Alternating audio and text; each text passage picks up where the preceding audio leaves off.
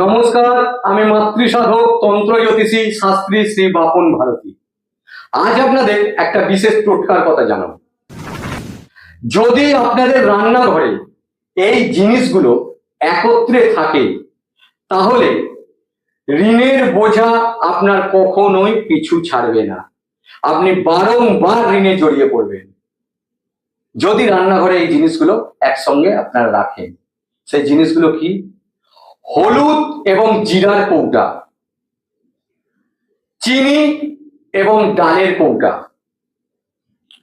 লবণ ও হলুদের কৌটা এবং হাতা ও কড়াই। এই জিনিসগুলো যদি আপনারা একসঙ্গে রাখেন বা পাশাপাশি রাখেন তাহলে ঋণের বোঝা আপনাকে কোনো দিন ছাড়বে না।